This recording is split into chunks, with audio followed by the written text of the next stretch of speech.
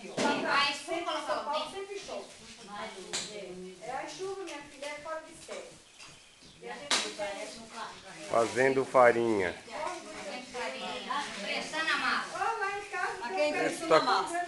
Viu, gente? Aqui, ó. Pra ficar a massa dura. Tá vendo que vocês comem farinha por aí em São Paulo? Vocês não sabem o trabalho que dá, viu, ó? É assim. tão grande que escurece. Esse é o luta. E a gente fica só rezando. Ai, Jesus, ai, Maria José. É mesmo. É muito perigoso. Todo ano é assim. Essa menina é de Tina, né? Essa é de tudo. Cadê ela? Não tá aqui na mais do norte da dela? E a preguiça do rabo? A preguiça no Oh. rabo.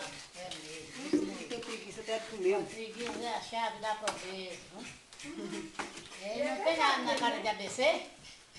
É. Uma preguiça é a chave da pobreza. Porque o cara tem preguiça, então a preguiça não sai língua dele. Né? Ah, mas porque eu deixei ele trabalhar agora. Se ele se botar uma tarefa de mandioca aí, eu Só tem massa de sorvete. meu filho, sabe como trabalhei É mesmo, é mulher. Quem diria que nós estávamos hoje aqui, né? Ai! Reunidos, fazendo farinha. Né? Quem tem vida tem esperança, né? Quantos filhos você tem mesmo? Foi Os 14. outro e tudo, foi quase 14. Uai, tá vendo? Perdi. Perdi. Criou-se 10, né?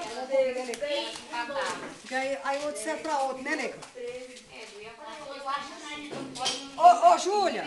Pode, Júlia. mas pode mais. Um pouquinho. Você consumiu 3? Três. 3 dá pra coisar, né? Aí fica mais 3 pra depois, né? E aquela que... Naquela